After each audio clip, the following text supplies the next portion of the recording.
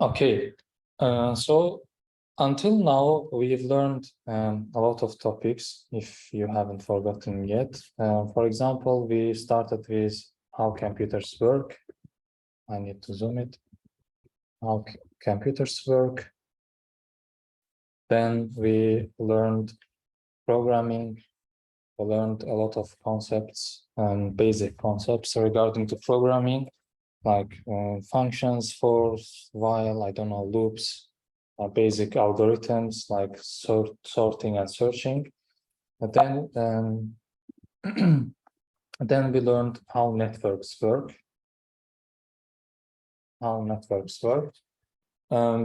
Basically, we should have basic idea about all of them: how computers work, how networks work, and basic concepts of programming. From now on, we have 2 weeks to finish the course. In these 2 weeks, we will, in this first week, we will learn about backend application development. And on the next week, we will learn about front-end web development. Of course, very basics of them. Development, okay. Just a question, do you know what is, okay, can you explain what's backend and what's front-end? Like, if you have any idea. Backend is like the back side of the website. Front-end kind of design, visually is what we see, it's front-end. Yes. What we don't see, it's backend. Yes, right. Basically, backend handles like the logic, the core logic of the application. Front-end is what we show to our clients. Front-end is not only tied to like web development. It's, for example, mobile application is also a front-end. For example, Android application, this is also a front-end of some big application, or iOS application, or I don't know, some desktop application like Zoom. I don't know, like also web application, just like Microsoft Outlook, for example. All of them are just example of front-end applications. So how all these applications are structured, let's talk briefly about them. Let's say we have e-commerce application. In the e-commerce application, like in all kinds of applications, we need to store some data. It's all that matters about any software. It stores and manipulates data. In case of e-commerce application, we need to have users, we need to have orders, we need to have products, we need to have, I don't know, whatever is related to e-commerce, right? And we need to, usually people store those data as collections or tables. Let's draw and let's call this database, okay? So any kind of application will have a database. This database will store any data related to this application, and it should be private, of course, because if your database is hacked, I don't know, then your data will be leaked to the public. So in database, we store some information as collections. For example, we will have users collection, and we will store users collection is just a list of users. For example, we will have products. Products collection will be just list of products, and we will have them, I don't know, orders, which is just combination of products and users, because user orders the product, and for that we create an order. So let's say we have some users table. Okay, I will call those collections table, because usually most of the applications store data as tables, like you store them as columns and rows. For example, let's say you have users table, what user might have. For example, user have ID, user have username, user has like password, email, full name, date of birth, etc. Then let's say we have products table, and then we have I don't know, orders table. Like there might be a lot of complicated stuff, but let's say we have our e-commerce application, and inside our database of this application, we store 3 collections of data: users, products, and orders. Databases, we don't write database from scratch. Like we can, like if you know any programming language like Python, I don't know, C, Golang, anything, you can write your own database. It's not too complicated. If you want to write basic one, of course, it's not complicated. But usually we have some ready software, which is usually paid. We buy those software and we use them. And we call them database management systems, DBMS, okay? Database management systems. Database management systems. So these systems, we pay for them, we buy them. Of course, there are some database management systems that are open source. They have source code open to public, and they are free. For example, let's call Postgres SQL. For example, this is a database management system that is open source and free. Most advanced open source relational database. It's very popular, like a lot of companies use this database management system. For example, we have Oracle database. And of course, since it's Oracle, it's paid and it's very expensive. Usually, for example, a lot of banks in Azerbaijan use Oracle databases. They pay a lot of money to them. What else do we have? For example, we have MS SQL Server, which belongs to Microsoft SQL Server. And this is also a database management system. And a lot of companies, like local companies in Azerbaijan, they use SQL Server. If I'm not mistaken, this website stackoverflow.com, they also use SQL Server, Microsoft's SQL Server. Okay, so in order to manage this data, like we want to update data, insert, I don't know, backup some of this data, we use some database management systems, and we have some ready software to manage this database, okay? And just like we talked, PostgreSQL, I don't know, SQL Server, I don't know, Oracle SQL, etc. Then this part of the application is private. Like you have to keep your data safe. In some countries, of course, this is also a law to keep your data safe. For example, I don't know if, of course, you have heard of GDPR. For example, this is, I think, General Data Protection Regulation. Like this is a law that enforces you to keep your client's data private. If you leak any data, I don't know, if you sell data, you violate this law, then you will have some penalties. Okay. So this part of our application is private. We don't like expose this part to public users, but some of public users want to actually use our data. Okay. Let's say I am a bank. I have a bank.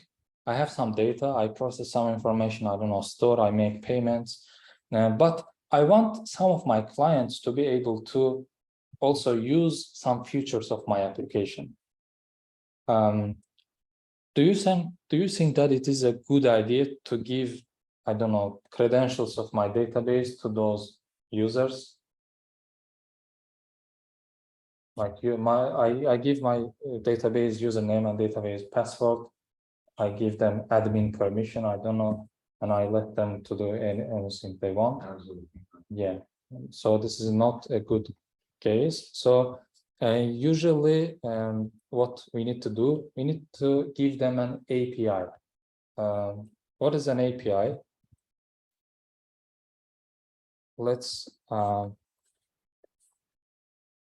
in order for them to work with our system, we need to give them an API.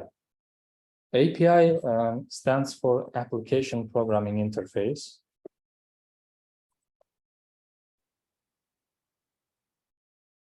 Basically, if you can, how to, doesn't fit. Okay, API, Application Programming Interface. Okay, we need to provide our clients some kind of API. What is API? So if you skip this part of the this combination of words, I don't know what to call them, just focus on this interface. Interface is just, can someone explain? I don't know the translation of the word interface, but can someone explain in your own words what is an interface? It's kind of first page. It's like what we see when we enter for visible site. Yes. For example, what is a user interface? Like UI, we call them UI, right? What I see on the screen is the interface, and I interact with that UI as a user. So this API is kind of interface that our clients will face with and we will interact with. Okay. People usually explain this concept of API with restaurant example. Let's call restaurant API.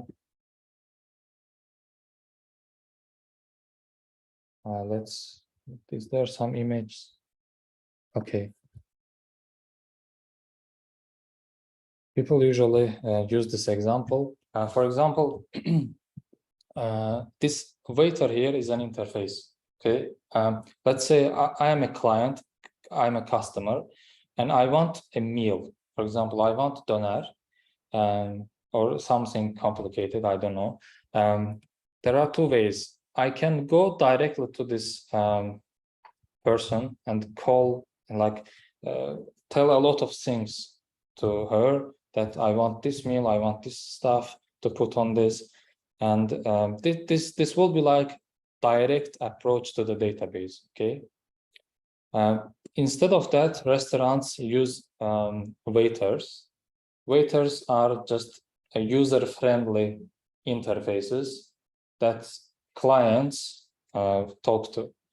For example, this person here might smell some meat. I don't know. They might smell bad. I don't know. They might have very dirty clothes. I don't know. But clients don't want to see them. Okay, just for example. But waiters usually they are dressed good and they are, I don't know, they use perfume and stuff. They are, they are smiling a lot of, like most of the time they're smiling. That's why they are a good way to present ourselves to our clients. Okay, so in this case, waiter here is an API. If we look at the so you get the idea of interface, like what we are facing with is just interface. What's this first two words, application and programming? Application here is, let's call this person here, this woman here, this is an application, and I want to program it to do whatever I want, okay? But I don't go and directly program her. Instead, what's the program? It's just giving instructions, right? And so I want to give instructions to her, but I don't go directly give instructions to her. Instead, I use this interface, and I go. I give my instructions to this interface, which we call waiter, and it delivers my instructions, my orders to this kitchen. Then they prepare my meal. Then I receive my meal from the waiter, not directly from the kitchen. Is the idea clear? Overall, So this is what API is about. For example, let's say you are a entrepreneur. You have a system that you build a software, and you have team of developers. I don't know that, and you want to make some payments inside that software. You don't build a payment system from ground up because you need a lot of stuff, legal stuff for that. But let's say you want to do this payment processing through some bank, let's say through Capital Bank. You can look for Capital Bank API, let's say. You will see that they have some API, which is documented here. Let's call this API. Maybe let's see it in English for just commission fee, ordering cards. Let's say I want to order card, okay, through my application. I click this, and what they give me, salary order card. Use this API to order salary cards for your employees. Okay, if I have some system, I can use this API to order some salary cards through Capital Bank. I don't own a bank, but I can do it through Capital. Of course, to use this API, I need to purchase some stuff, purchase some API key. API key is just a key that enables me to use their API because it's not free, probably.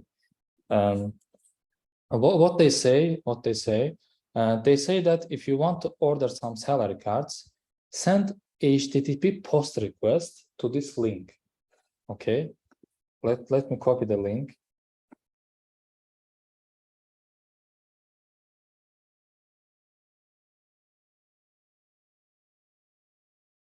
Okay, this is what their link is about. We know what is a URL, and we know HTTP protocol. We know what is post request. It's just HTTP verb, HTTP method.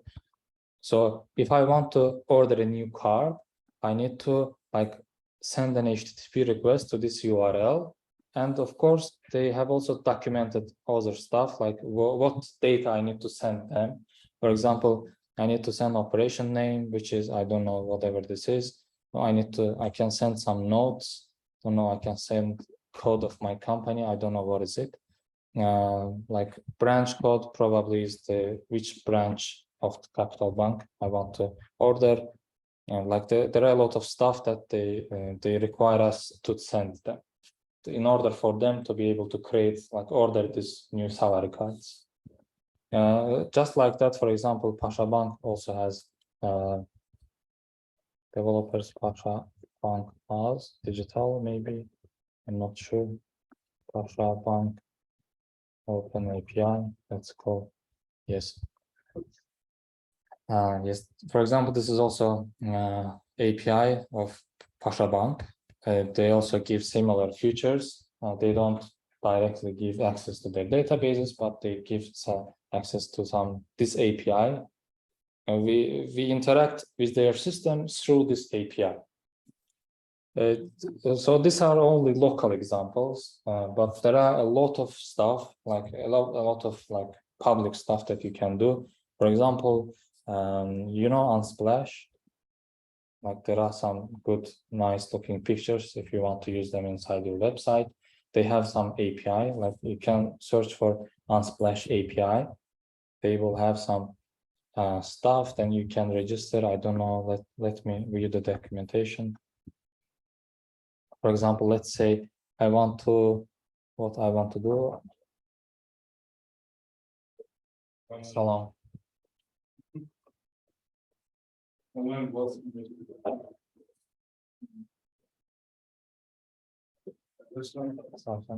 Yeah.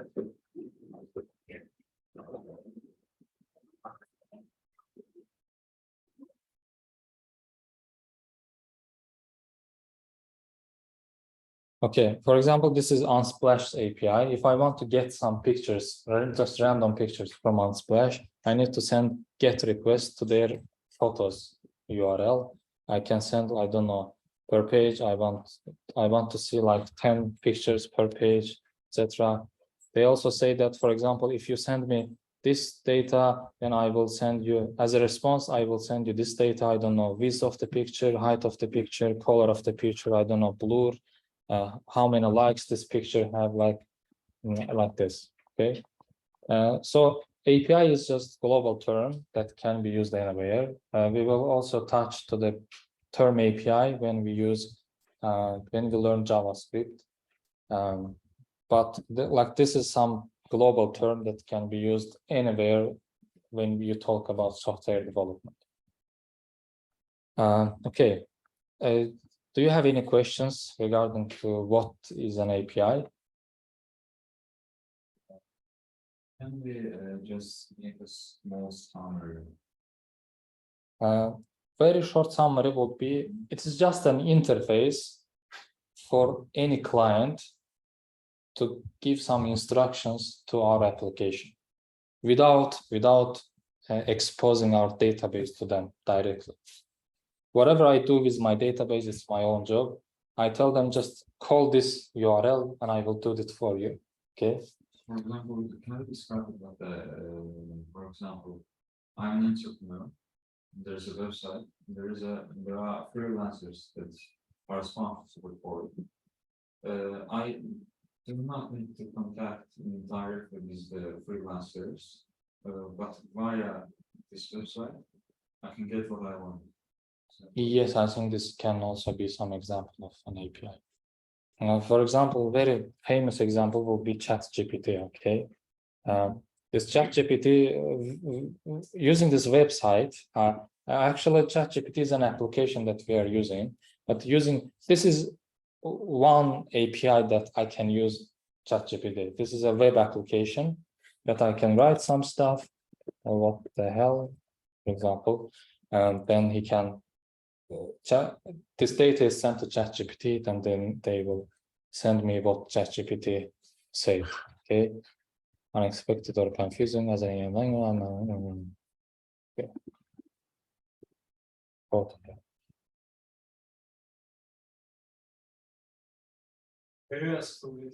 What's the API? Okay, what is an API? Explain like fine. Sure, imagine you have a magic box with buttons on it. You can press these buttons to ask the box to do things for you. When you press a button, this box understands what you want and gives you the things you asked for. That's like an API. In computer terms, API stands for Application Programming Interface. It's like a set of rules that allows different programs or websites to talk to each other, to work together like, I don't know. I don't want to read the rest of the sentence if you want to read. Okay, so ChatGPT also has some API. Okay, yeah. I can look for ChatGPT API. Let's look for it. I haven't never. Okay, let's GPT models, Open API, draft documentation.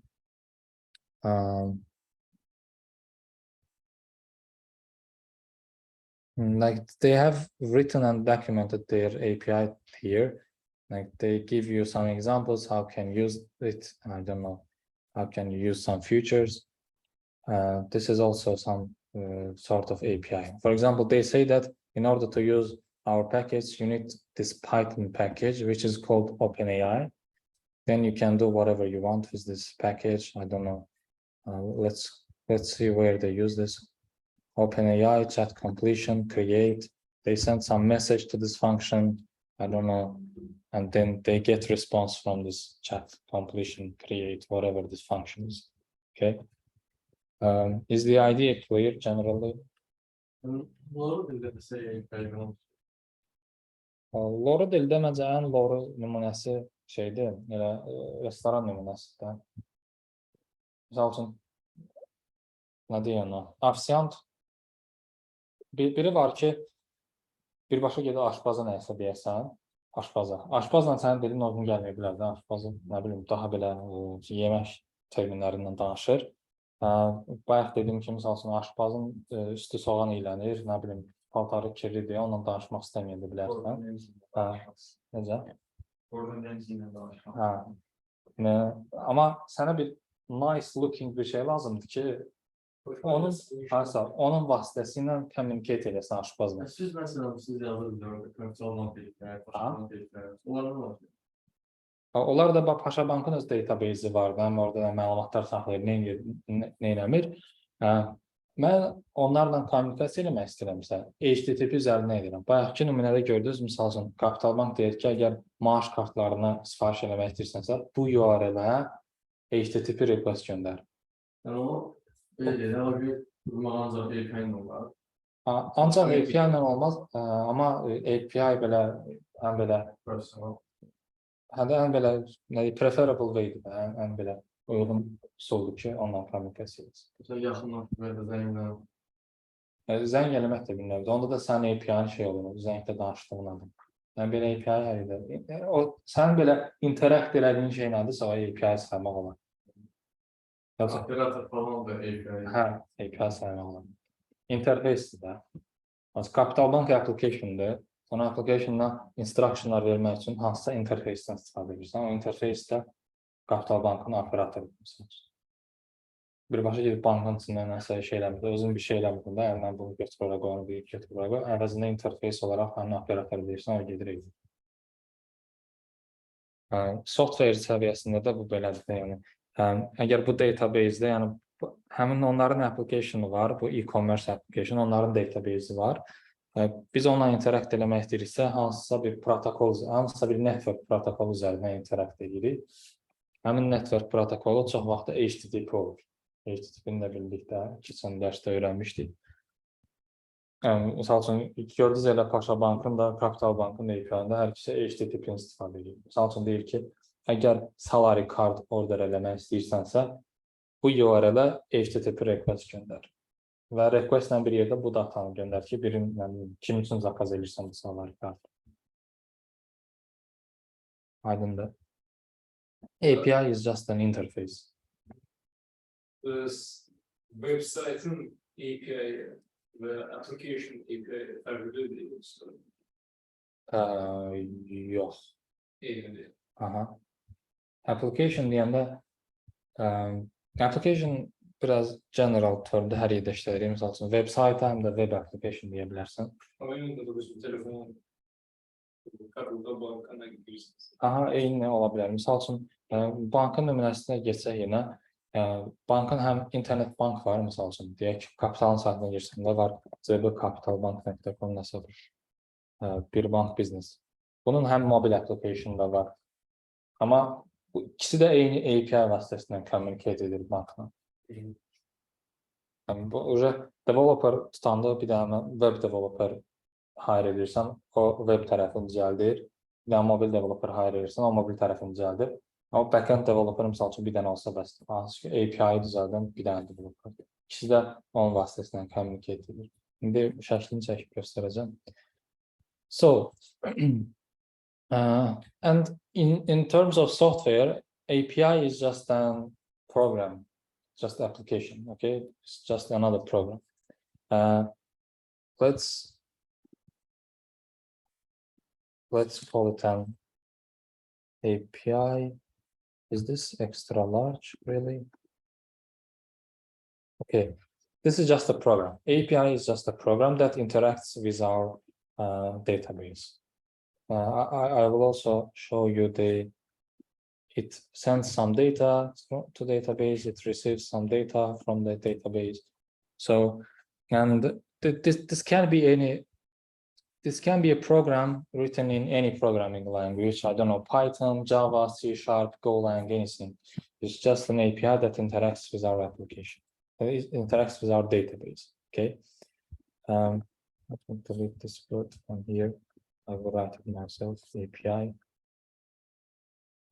API. We can also call it backend in this case. Let's call it backend.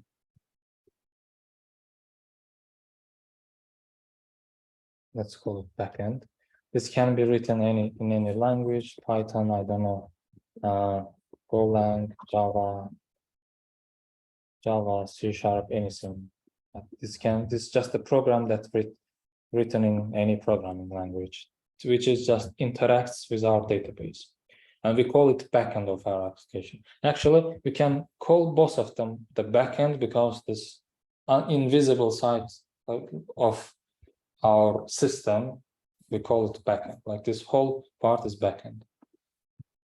So let's say we have one iOS application, one Android application, one web application.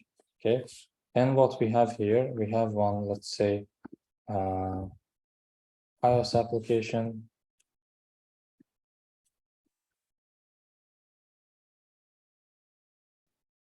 One iOS application.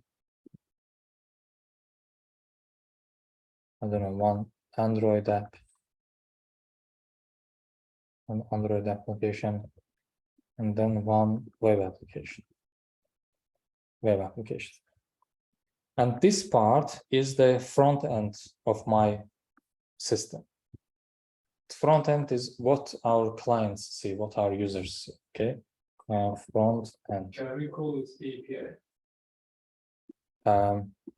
In this case, API is this application that sits in between front end and database. Okay. For example, let's say iOS applications wants to log in, send some HTTP request to here. Let's say HTTP post, I don't know, slash, I don't know, bank.com slash, I don't know, login.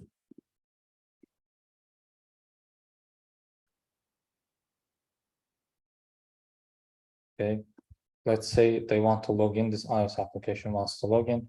They send post request to, let's say, bank.com slash login, and they send some username and password.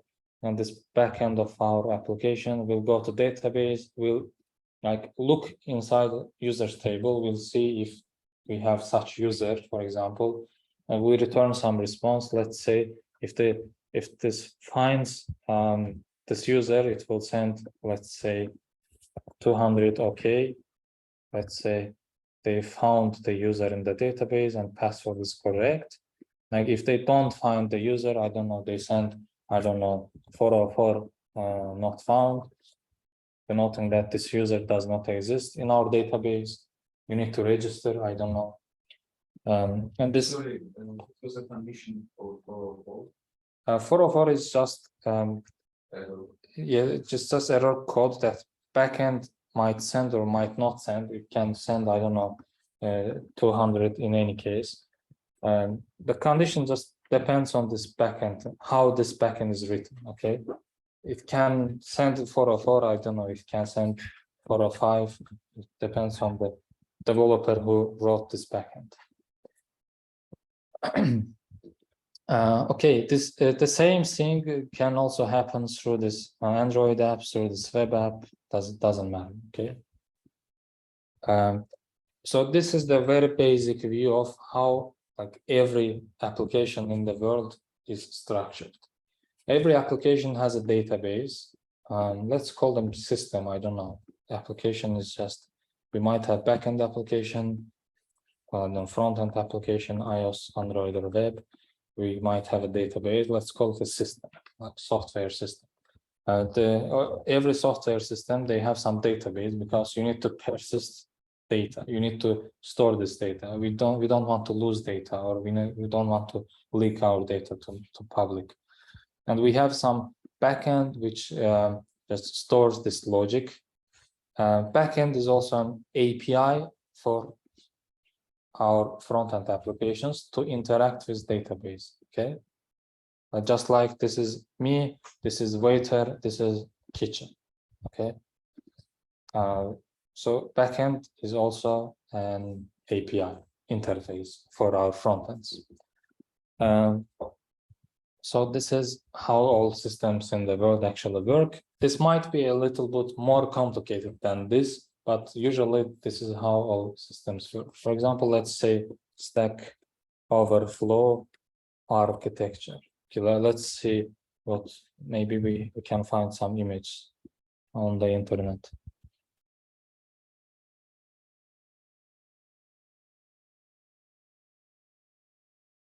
For example, this is how actually Stack Overflow's architecture is like. They have very simple architecture. They have some, this is one kind of database. This is called Redis.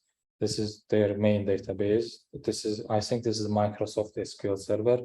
And they have some Elasticsearch is just very efficient way of searching some data because they have billions of, I don't know, trillions of data. But that's why they need some tool to efficiently search inside this data. That's why they use Elasticsearch. This thing which is called service, this is their backend, and then they have some client. I think they don't have mobile application, right? They only have web, as far as I know. For example, let's see Twitter architecture. I don't know. Twitter architecture. Now it calls X, right? Name of Twitter. What? Right now it was recall. Yeah. X logo is changed everywhere. That's weird. Yes. It's It's. it's For example, this is, I think, the very complicated architecture of Twitter, as far as I know. They have some fast database here, they have some slow database here, they have some load balancer. Load balancer is just a software in the middle that basically like balances the load, okay? For example, let's say you have 3 servers and you have, I don't know, 9 users, okay? You don't want to send all your 9 users to one server. You want to balance the load between those 3 servers. This is the work of this load balancer. This will just like divide the users into some. For example, if I log in from Azerbaijan, it will redirect me to some place which is close to Azerbaijan, maybe Europe. Like as you see, this is the architecture of Twitter. They have some very complicated stuff here, but basically, like they have backend, which we can call this middle part backend, and we have some database here. We have also some database here. But if you think generally, all of the applications in the world, they have like very cool, similar structures, very similar architectures. Okay. So, do you want to have a break or we should continue?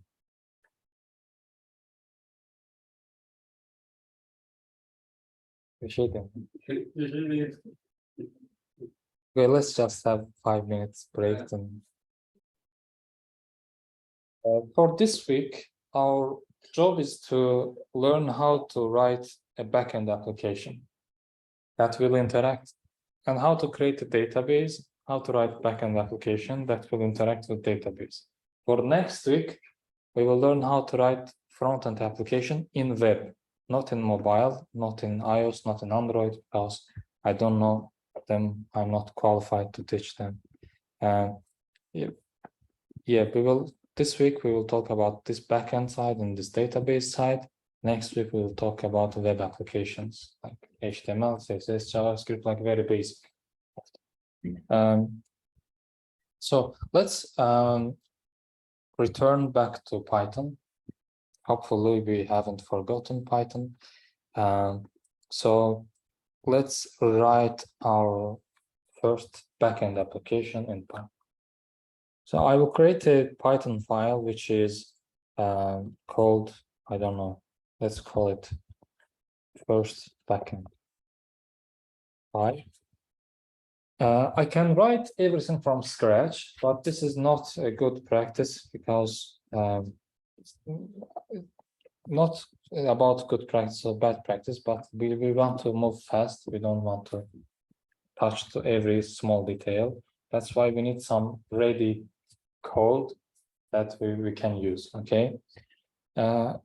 During our I don't know, 2 weeks of Python, we have learned about this package. You remember? Package. These are some built-in package inside Python. For example, random, I don't know, we have mass module, like we have a lot of modules that are built inside Python. You don't need to download them. Whenever you install Python, they come with Python. Okay. And then we have some third-party packages, which is not built into Python, but built by some other programmer and published on the internet. And you can download and use those packages. Python has a global like community which is called not community, we can call it repository where they store all the packages. I think it's called PyPy. Yes, it's called PyPy. Not this one. Pip global registry. Where is pip packages are stored? PyPy. Maybe I didn't. PyP. Okay, it's called PyP. PyP. Okay, PyPy. So this is pypy.org where they store a lot of free to use like open source package that you can download them and use them. They are free. They're open source. Like some good developer wrote them and published them to the internet. You can search for anything. But usually beforehand, you know what you are looking for. That's why you just install them. So let's go. Let's throw some image here. Let's call this web application here, which is PyPy. PyP. PyPy. Let's say this is PyPy. And there are a lot of packages there. Now I want to download them. We will use some tools, which is called a package manager.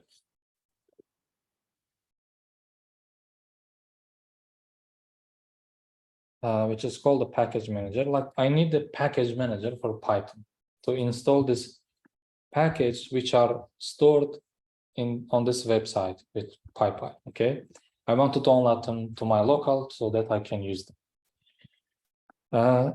In Python, this package manager is called pip. Okay, if you are using Mac, you can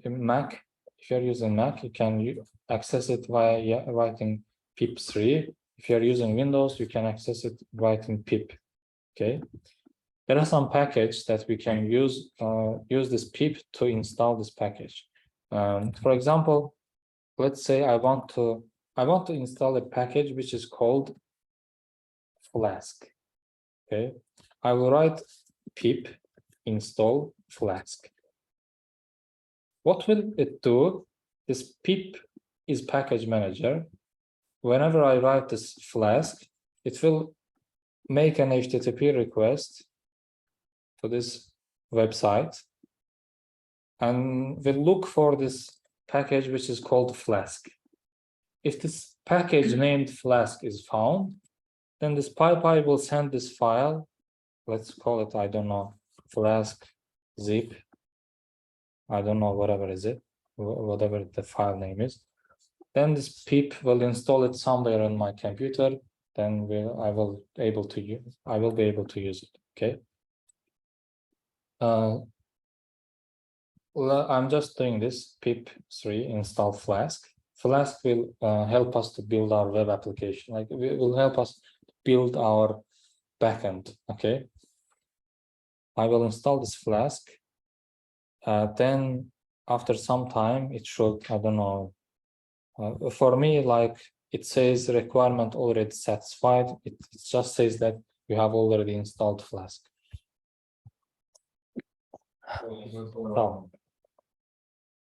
So as our built-in package, whenever I use my built-in package, I use the word import, right?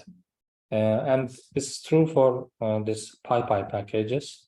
I installed it on my laptop using pip install Flask. I can write it like Flask. Okay, import Flask.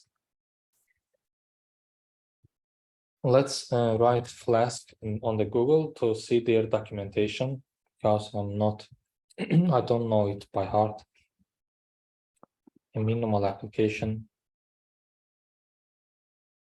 Okay, from Flask, we need to import a Flask. Okay, from Flask. Now, there are a lot of functions, I don't know, inside the Flask. I import a Flask, which is uppercase Flask. Then I need to create an app, whatever is it.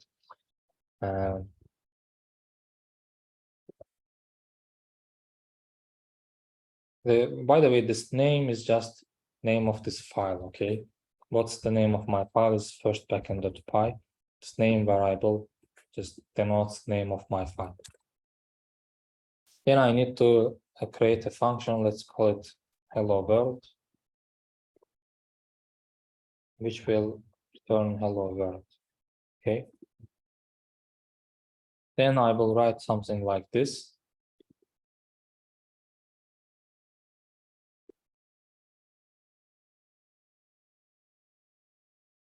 Then I will run my app.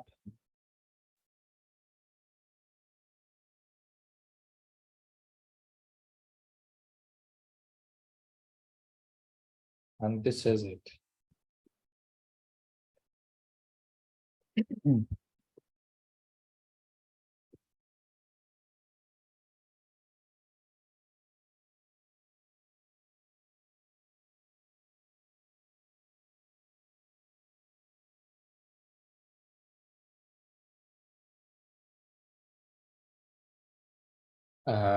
So this is very basic and very basic backend application that does very silly stuff that says, let's just examine the code here. On this line, we just import a Flask. In this line, we create a Flask application. Flask is this is required because this is how this Flask library is built. And then I need to, by writing this app.run, you remember when we run HTTP server, for example, I created a HTTP server and I say that the server needs to listen to port 8080. So this is the same stuff here. I say that I need to, this is IP address, writing 000 in IP address means that just any IP address, okay? I can access it using localhost, I don't know, or I don't know, something like this. This is loopback address, IP address of my laptop for me, not for you. So this means that just create an HTTP server on this IP, on this port. So if I run this file,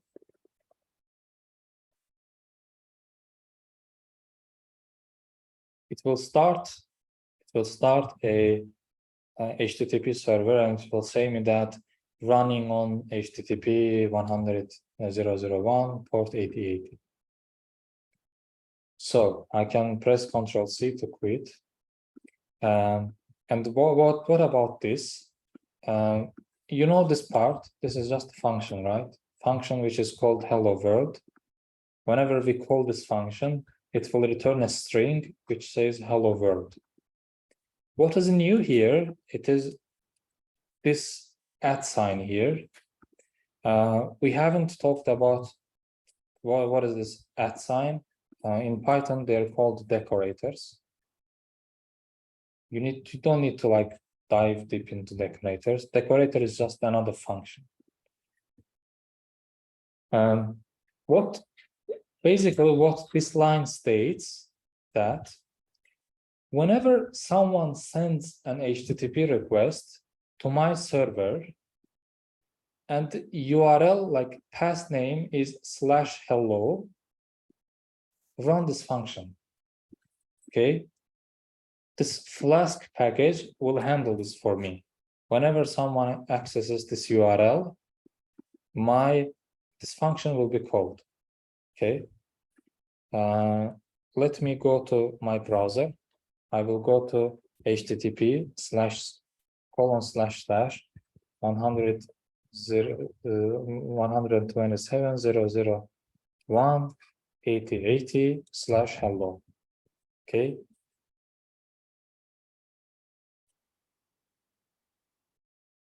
So this is what happened here. I sent an HTTP request to this link,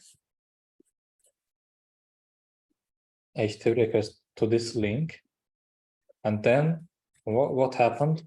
Flask saw that I gave this Flask application a command that whenever this URL is accessed, call this function, okay? I can write a lot of such functions. Do you want to write it right now? I don't know if you're writing or not. It's not necessary that you follow me right now. You can try also at home. Just it's necessary that you understand the concepts here. So whenever we are writing a backend in a very basic form, we do 4 operations. Whenever you write a backend in a very basic terms, you do 4 operations. And what are those 4 operations? One is create, the other is read, the other is update, the other is delete. This is all about like backend applications. You create some data, you read some data, you update some data, and you delete some data.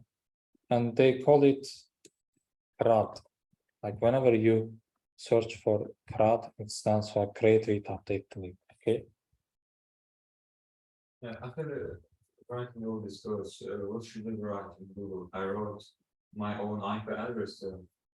Yeah, just open Google Chrome and just write this, whatever this IP address you wrote here, just something like this, right? HTTP / like colon / your IP address you wrote here. Then another colon, the port number. Then, of course, for example, if you want this function to be called, you need to add this URL, right? This pass name, we call this pass. If you paste it to your browser, it will send, and your browser will send an HTTP request to your local HTTP server, and then you will see this response, like you will see this word here.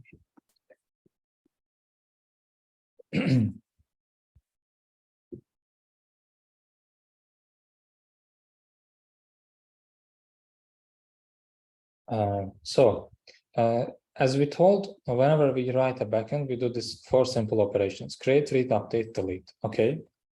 And I want to create 4 functions here. Let's just very basic terms. Let's say I am writing a to-do application. Okay. I need to be able to delete a to-do. I need to be able to create a to-do. I need to be able to update a to-do. I need to be able to list, like see the list of to-dos. Okay. Let's create 4 functions. List to-dos. For now, let's return empty list.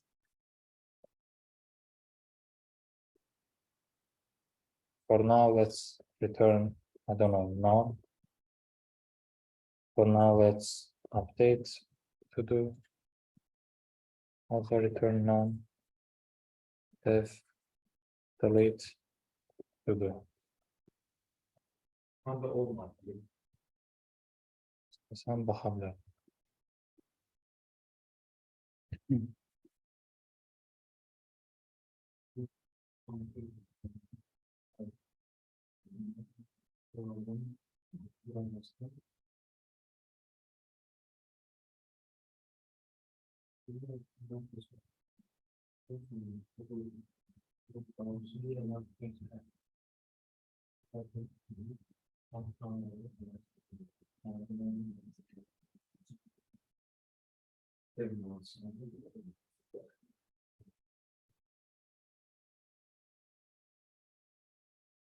This code.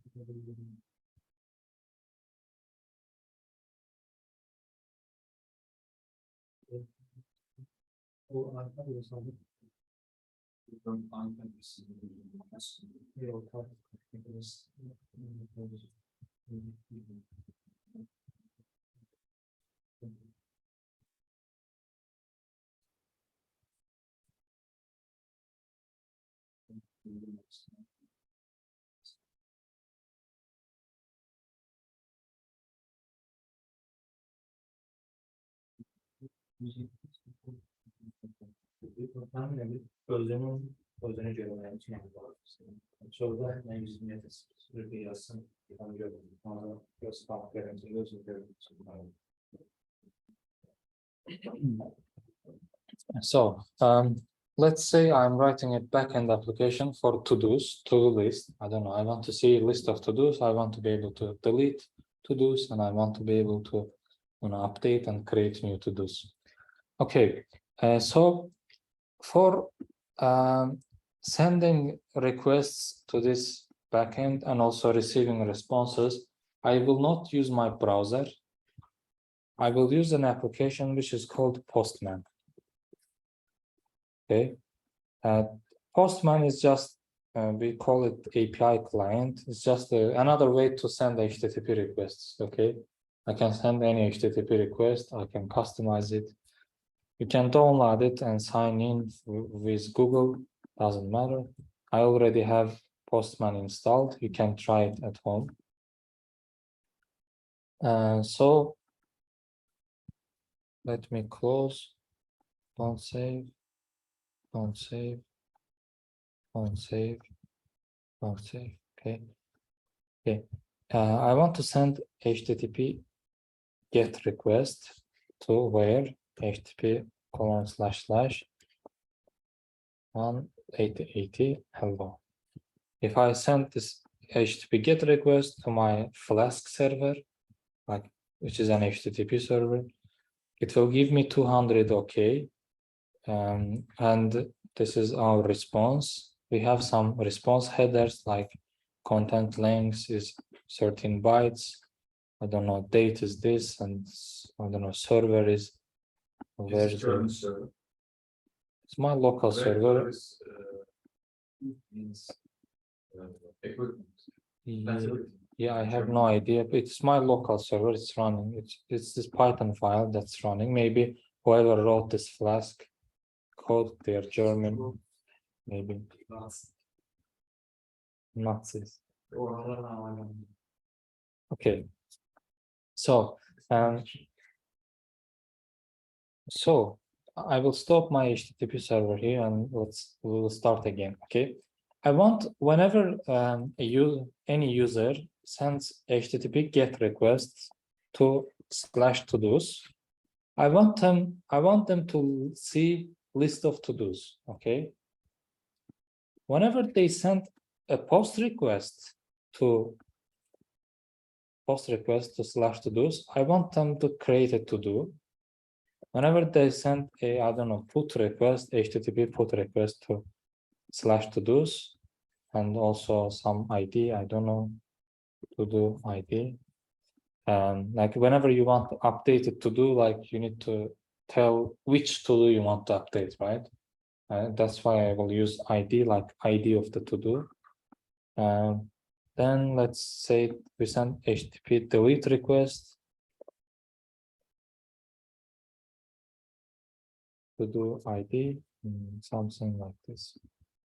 Okay, so this will be like, this is the API that I want to give to my users. Whenever they say send, like for example, they say the user will send HTTP request to this URL. Okay, they will get list of to-dos. Whenever they send post request, they will create a new to-do. Whenever they send put request, they will update a to-do. For example, let's say I want to update to-do number 1, for example. Let's say I want to delete to-do number 1, and then I need to send HTTP delete request, then it will call this function, and I will write some code here to delete a to-do. So I need somewhere to store my data, right? We talked about databases, but am I recording? Yeah, we talked about databases, but for this lecture, we won't use database because database is the topic for next lecture. We will talk about SQL. For the purpose of this small application, I will use a Python list as my database. For example, this is a list which is called to-dos. This is just my database. It's a list of dictionaries, okay? Let's say I have one to-do with to-do ID 1. I don't know, I have the title of to-dos. I don't know, make a wish. Is it completed or not? It's false. It's not completed. I don't know. Is to-do number 2 is, I don't know, wash dishes. It's completed for some reason. To-do number 3 is learn Python. It's not completed. Yeah. So Generating process. maybe we can add another property here, which is called in progress. Always. So for a very basic implementation, this is our database. Okay, this base that I store my data inside. Okay, whenever they send HTTP GET request / to-dos, I will send all to-dos to them. Okay, I have all this data here. I will send all to-dos to my users. Let me start my server. It is again started on this port 8080, and I will open Postman, and I will send HTTP GET request to this IP address, this port number / to-dos. Then I will click send.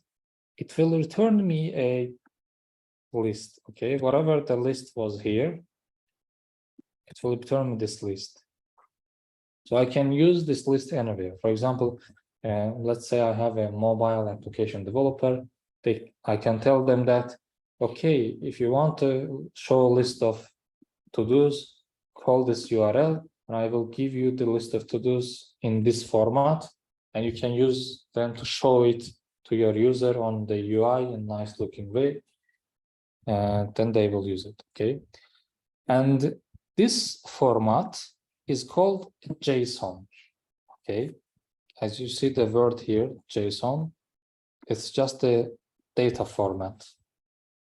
JSON, which stands for JavaScript Object Notation, because it looks like JavaScript object. We will talk about JavaScript next week.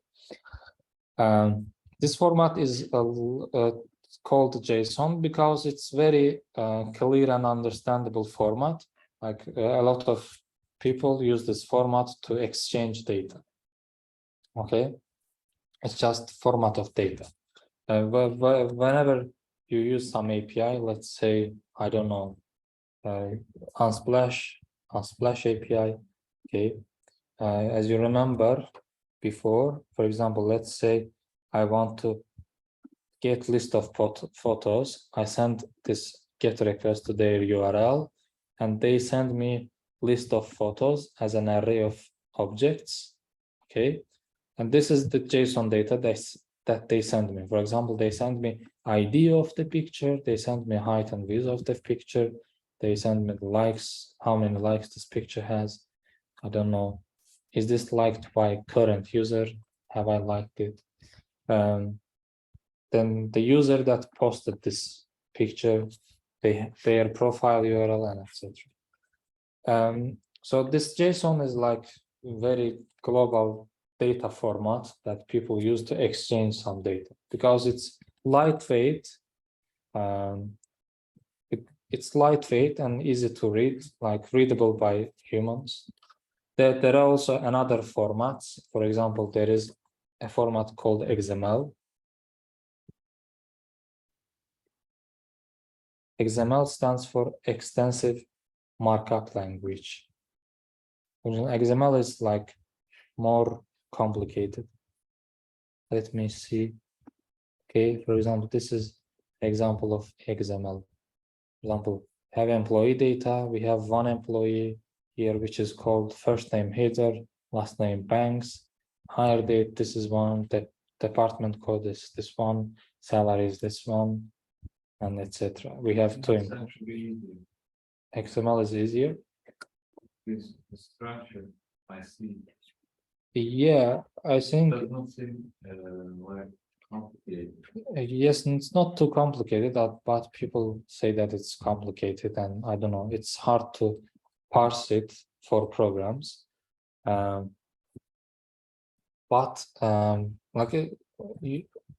Before, I don't know, 10, 20 years ago, people used this XML format very widely.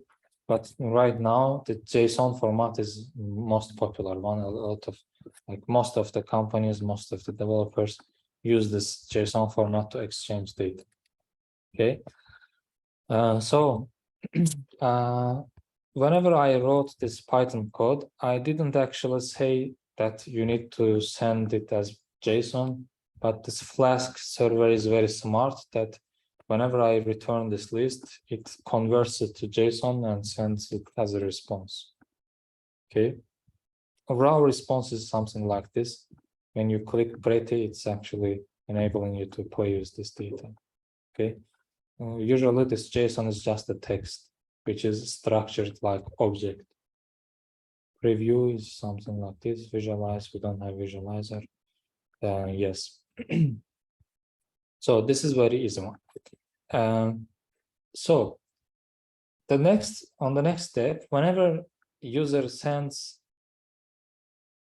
HTTP post request to me, to my server, I want them to send some data. Okay. For example, if they send me, for example, they want to create a new to-do. Okay, they need to send name of to-do.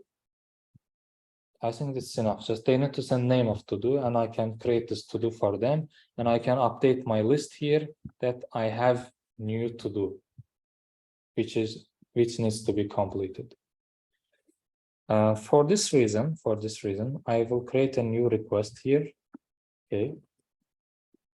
I will send HTTP post request because in here, I told that whenever a user sends HTTP post request to /u to-dos, I need to call this function, and this function will create a new to-do. Okay.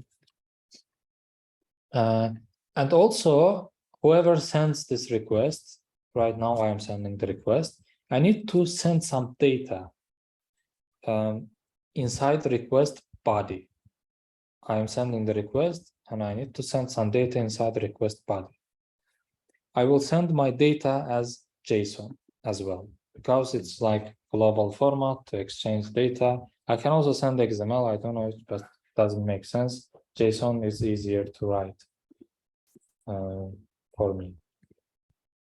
I just sent title of to-do, which is, I don't know, learn C++, I don't know, which is just title of to-do. And this function, which is empty right now, this function needs to get this data from incoming request and append this data to this list. For example, let's say new to-do is something like this. And I need to append like to-dos, append new to-do. Okay. I'm adding this new to-do to my database, and this is my database, which is just a list. And I can send this new to-do to them. I need a way to get data from this request. For example, user sent this data to my server. I need a way to get this data from request. For this reason, I need to look at Flask documentation. Flask receive JSON. Okay. They say that if you want to receive JSON, what you need to do. Yes, request.json. Okay. I need to import request from here. Request body is request.json. Request.json. Okay. And I convert my request body to a dictionary so that I can use it as dictionary. Okay. My new to do needs to have some ID. I don't know. Let's call this ID 4. Okay. Then my new to do needs to have some title. Okay. I will get my title from request body because this user will send a title to me and I will access this title using request body.title. And then I will add another feature which is called completed. I will set it to false because whenever you create a to do, it's not completed. That's why you create this. And this ID is just right now ID needs to be 4. For the next one, ID will be 5. That's why I need to keep track of IDs. Let's call last ID is, I don't know, last ID is 3. I will do it like this. Last ID plus equals 1. Then I will write it here, last ID. Okay. So that each time, whenever we create a new to do, we have like 5, I don't know, 6, 7, 8, 9. Okay, then I will return my new to do as a response to my user, whatever the client is. I'm restarting my server so that my new chains are applied. And I will send right now, I have, whenever I send get request, I see the list of to-dos. I have 3 to-dos. And now I create a new to-do, which is called Learn C++. I send a post request to to-dos, which calls this function. As this function will get this data, this JSON, will create a new dictionary and will append this dictionary to this list. Send. We have some error for some reason. The server encountered some problem for some reason. Let's say, what's the problem? Local variable reference before assignment. What's happening here? Okay, this is some Python problems.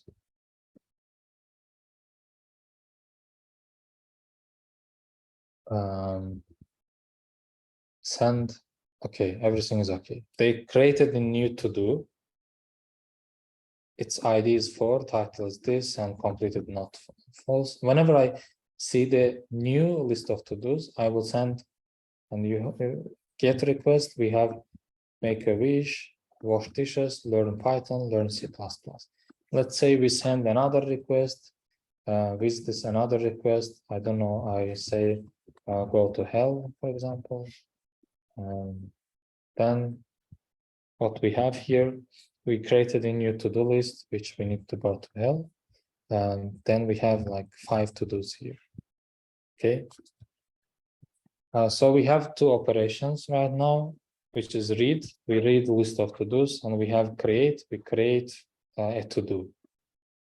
So is the idea clear, like how the backend works? And for the next lecture, we won't store our to-dos inside the Python list, but we will store it inside a dedicated database, SQLite. It's called SQLite, which is, yes. For updating, what I need to do. Let's see, like Flask and pass params. I need to look at section, then section. Okay. To do ID. Okay. Whenever a user sends a request to to-dos slash ID of that to-do, I need to update that to-do. Okay. We will do same stuff as here, as far as I know. Okay. We first need to, if I want to update that to-do, I need to find that to-do inside this list. Okay. They will send me the ID, but I need to find that to-do inside this list. So let's say I iterate over the list for I in range len to-dos. If to-dos I ID equals to to-do ID, then what we do, return to-dos, I don't know. To-dos I will just return it. Okay. Okay. I need to update this specific to-do, which I find this to-do which has ID that I'm looking for, and I need to update that to-do. For example, title, I will update this to request body dot title. Then I will update completed to request body dot completed. Okay. In the very basic terms, I look for that to-do by ID, and I just update the date. I set title to new title. I set completed to new completed, true or false, whatever they sent to me. If I don't find it, I will return none. Just saying I couldn't find it.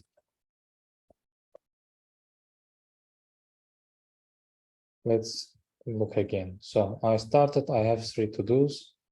Then I create a new to-do, which is learn C++. So I have, right now I have 4 to-dos. I want to complete this one. Let's say I have finished learning Python. I need to set completed to true. Okay. And I need to send another request. Okay. In this time, I will send put request to this URL, to-dos slash which to-do I want to update. I want to update to-do ID 3. I will send to-do ID 3 here. Whenever this put request is received by my Flask server, it will get this to-do ID and it will iterate over my to-dos, find that to-do, and will update that to-do with request body, whatever was sent in this inside request body. I will send like completed true. Let's say learn Python completed true. Okay. I again have some error. I don't know why. Let's see our terminal. Update to-do did not return a valid response. The function either returned null or ended without return statement. Whatever the hell is happening here, I don't understand. Maybe we need to convert it to int. Was it like this? I don't remember. Flask param int.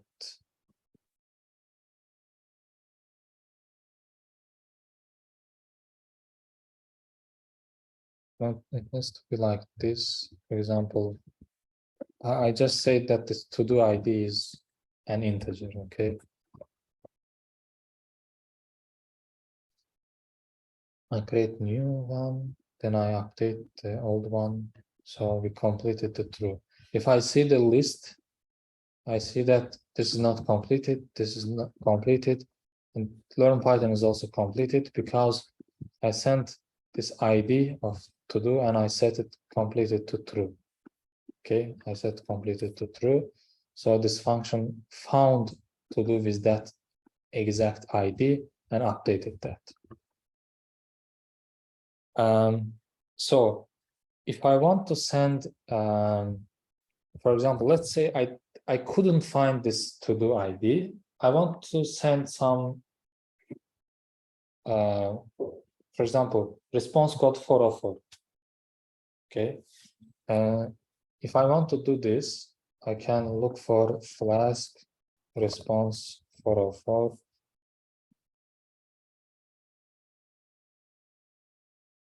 No, I just want to send a. Okay, we need to call abort. Abort. Let's call this abort here. If I couldn't find here, I will call abort 404, which will set response code to 404 and will probably send some data. Okay, what's this abort? Can I ask a question? Yes, Why didn't you use for? for loop. Yeah. If I iterate over to-dos, if I find to-do with that ID, which ID I'm looking for, I will update that and return the new updated version.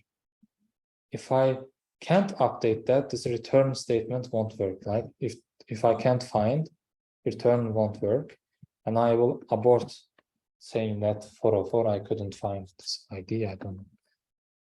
Create the response args. Okay, and then let's write here some ID that doesn't exist in my database.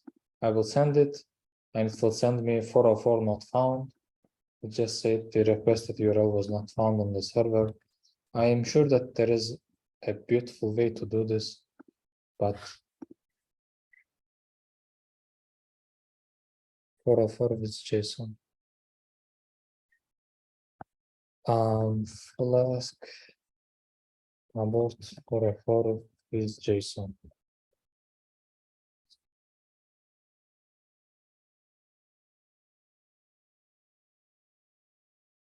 Okay, make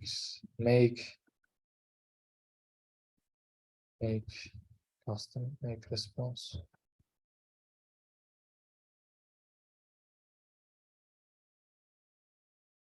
Okay, just it's not necessary. Okay, so this was our update function. If I want to delete, deleting is also should be easy. As I let's say I receive to-do ID as an integer, to-do ID. I will find my to-do. I will find my to-do.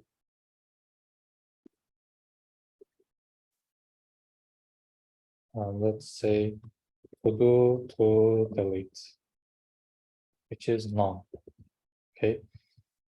Whenever I find it, I say that to-do to delete is this to-do. Okay. And I will break the loop, meaning that I found this to-do. So if I haven't found, if not to-do to delete, if I haven't found, I will abort 404 again. It means that I haven't found it.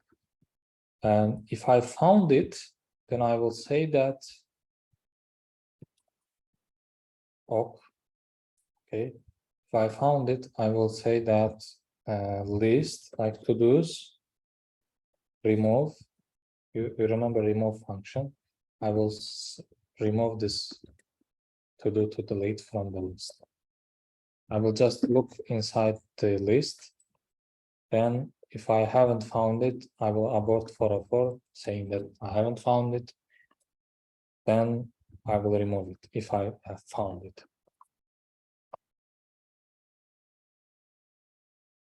Let's start again. I have 3 lists like 1, 2, 3. Let's say I want to delete to do with ID 1. Okay, let's duplicate tab. I send a delete request because here I told that if delete request happens, call this function. Let's say I'm sending invalid ID, which doesn't exist. It will give me 404. If I send ID 1, it will delete. It will say me okay. And if I look at the list, I will see that I have only 2 and 3. I don't have 1 because I have removed it from my database. My database is this list.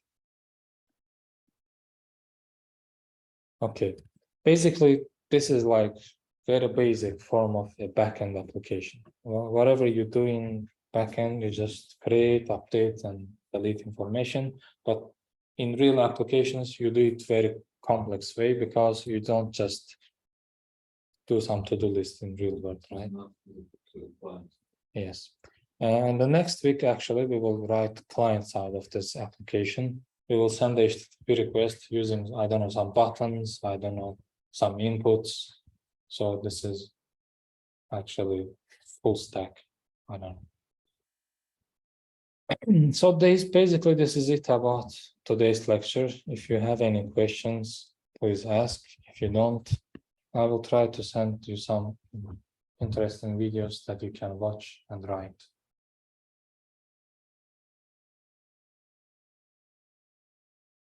Have a nice week, day, night, whatever.